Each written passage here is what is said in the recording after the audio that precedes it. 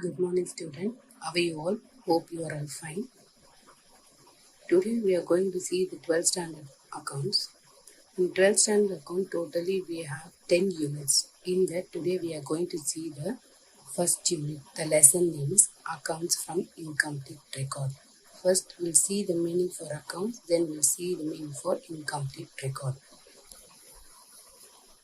So, what is the meaning for accounts? So, accounts may be classified into single entry system and double entry system. So double entry system, usually they followed in a big organization. So in double entry system, we have debit and credit accepts.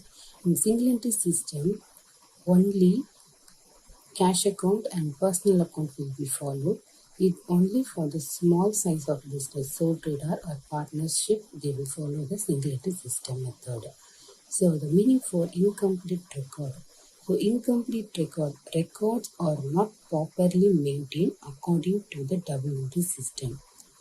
Only cash and personal account of the customers and creditors other based on necessities. Example, expenses paid. So expenses paid will come under the cash account. Some transactions are not recorded at all. So we'll see the definition for single entry system. Single entry is a system of bookkeeping in which has a rule only personal and cash account are maintained. It is always incomplete to double entry varying with the circumstance. According to this author name is Clare. So what the definition is telling, in a single entry system, they will maintain only the personal and cash account. So next, we'll see the meaning of incomplete record. When accounting records are not strictly maintained according to the double entry system, these records are called incomplete accounting record. It is an incomplete and unscientific way of bookkeeping. It was called single entry system of bookkeeping. So, in an incomplete record, they are not strictly maintained the accounts. So that is called the incomplete record. So even though the transaction are unsystematic in nature of profit and loss, to find out the financial position of the organization is essential. So even though the incomplete records also to find out the financial position. In a double entry system, they have to find out the financial position to know the profit or loss. So in incomplete record means they don't have a proper account to maintain in that system. So even though they have to find out the financial position. So to find out the financial position, they have 7 methods. We'll see that 7 methods.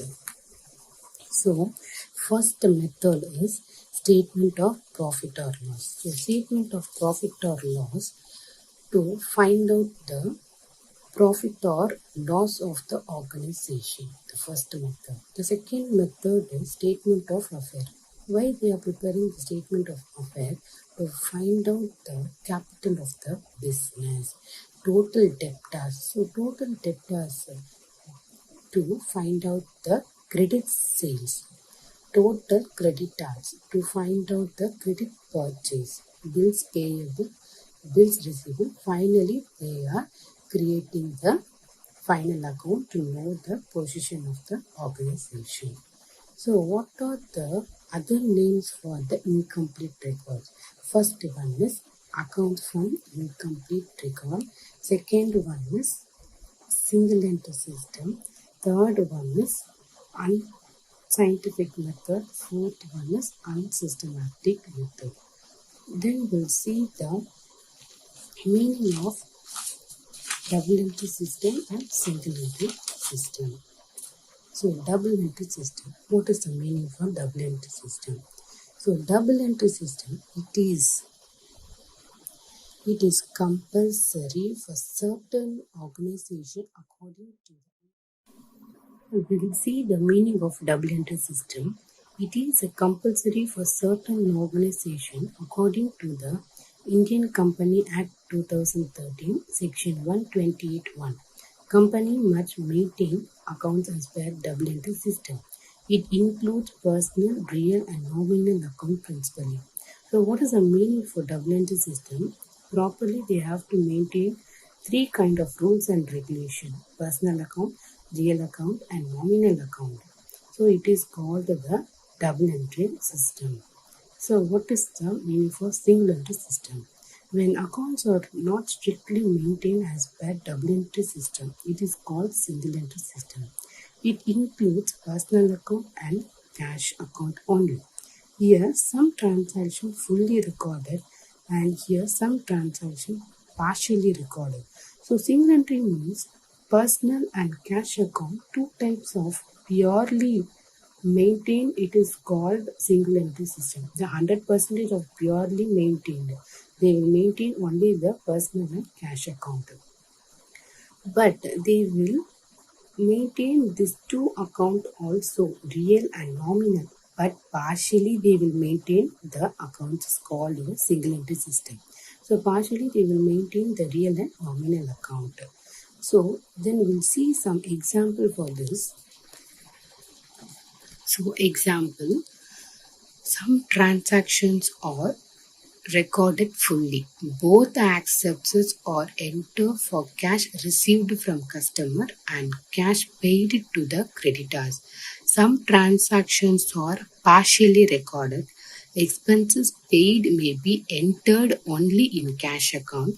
Some transactions are not recorded at all. That is, both the debit and credit accepts are not entered. So this is the example for this. Next, we are going to see the features of incomplete records. This was the important theory question. So features means characters. So first point is nature. It is an unscientific and unsystematic way of recording transaction. Accounting principle and accounting standards are not followed properly. So it is an unsystematic and unscientific way of recording transaction.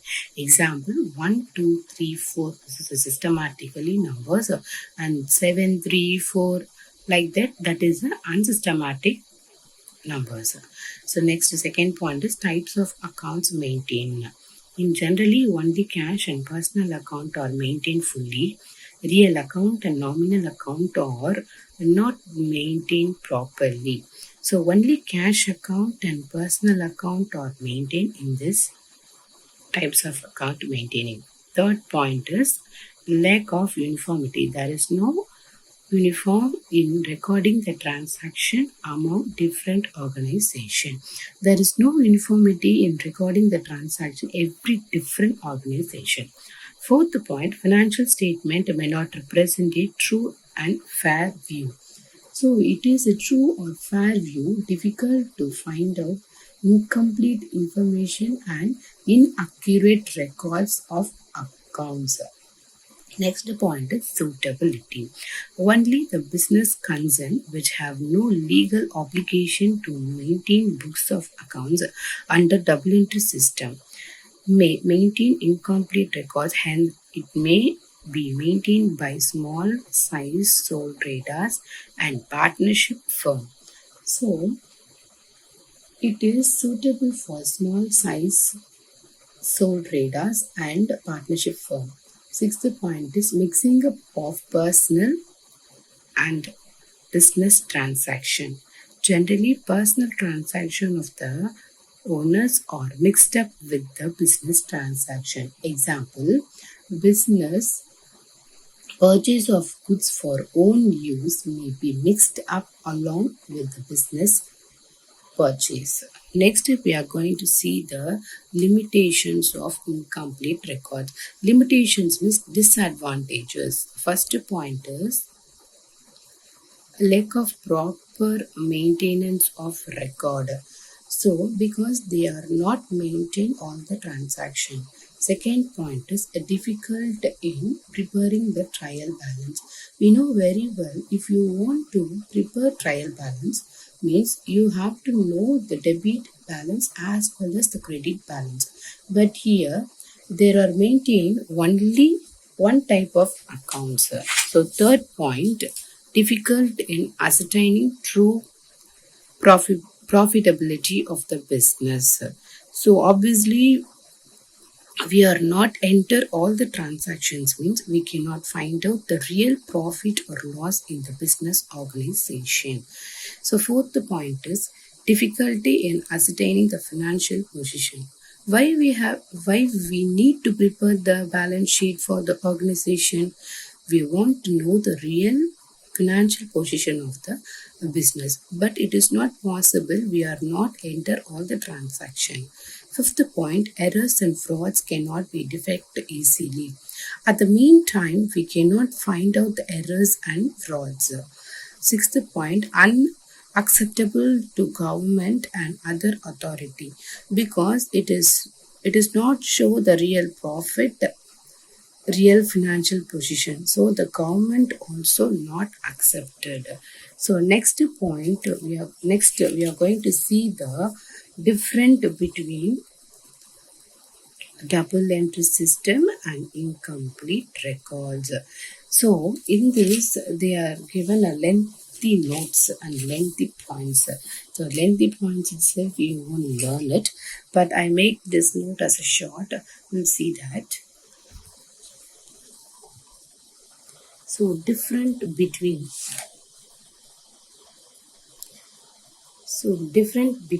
double entry system and incomplete records. So first point, recording of transaction. Debit is equal to credit. Debit and credit. Second point is types of account maintained. So personal, real, nominal account are recorded. Personal account, cash account or record, real and nominal account are omitted. So prepared of trial balance. Trial balance can be prepared, trial balance cannot be prepared. Determination of true profit or loss. Trading and profit and loss can be prepared. Trading and profit and loss cannot be prepared. Determinations of financial position. Balance sheet can be prepared, balance sheet cannot be prepared. Suitability. Suitability for all types of business, small, medium, large. Suitable only for the small traders. Next point. Seventh point is reliability. So in double entry system they follow the reliable method. Here not reliable method. Acceptability. So accepted by the income tax and bank authority. Do not accept it by income tax and bank authority. Now we are going to see the method. So we have two methods. So first one is network method, second one is conventional method. So network method is otherwise called comparison method. So network method, in this method used to find out the profit or loss of the business, a firm of opening capital and a closing capital. In that they will show the profit and loss to find out the network method. So under this we have two types of accounts will be maintained. A, statement of affair. B, statement of profit or loss. So in statement of affair in 11th standard we have studied accounting equation. So in accounting equation formula is capital is equal to asset minus liabilities. In the basis they will use the statement of affair. So in statement of affair format in the page number is 10. To find out the opening capital and the closing capital of the business, capital minus asset, making the difference between the closing capital and the opening capital. Second one is B. So statement of profit or loss. Statement of profit or loss means to find out the profit or loss or to find out the missing figure. So now we are going to see the format. Steps to be followed to find out the profit or loss by preparing the statement of affair. So the first one is ascertaining the opening capital by preparing the statement of affair at the beginning of the year by taking the opening balance of the asset and liabilities. So in the organization they didn't give the opening capital, means we have to find out the statement of affair through the opening capital. Second one is ascertaining the closing capital by preparing the statement of affair. So in the statement of affair only we have to prepare the opening and the closing capital. So at the end of the accounting period, after making all the adjustments such as depreciation, balance, bad debts outstanding, and the prepaid expenses, outstanding income, interest on capital, interest on drawing, etc. Third one is we have to add the drawing both in cash or in kind of closing capital. And the fourth one is we have to deduct the amount of additional capital introduced to get the adjacent closing capital. And the fifth one is assigning the profit or loss by subtracting the opening capital from the adjusting closing capital. So if adjusting closing capital is more than the opening capital, it denotes the profit. So adjusting capital is more than opening capital means we will get the profit amount. If adjusting closing capital is lesser than the opening capital, we will be getting the loss. So this is the steps to be followed to find out the profit or loss. So next we will see the format. We'll see the format of statement of profit or loss. The first one is capital at the end of the year. So capital at the end of the year means closing capital, then we have to add the drawing during the year. Then you will get some amount. From that amount, we have to subtract. That means less additional capital introduced during the year. So then you will get adjusting closing capital. From that, we have to subtract opening capital. Then you will get the profit or loss. Then you have seen fifth one. So if adjusted closing capital is the last point, they have explained it. No? If adjusting closing capital is more than opening capital, it denotes profit. If adjusting closing capital is lesser than opening capital, it's loss. So this is the format. Kindly learn the format very well. In the next class, we'll see the sums relating to this method. Okay. Then from this chapter, you will be getting 12 marks. From this chapter, you will be getting 12 marks. So 1 mark question, you will be getting 2 marks. And 2 marks question, you will be getting 1. And 3 mark question, you will be getting 1. And 5 mark question, you will be getting 1. Totally, you will get this 12 marks from this chapter. So important theory question. So first one is features of incomplete records, limitations of incomplete records, and double entry system, difference between double entry system and single entry system. Fourth one is statement of affair and balance sheets. So this both differentiate. Kindly learn it. Thank you, student.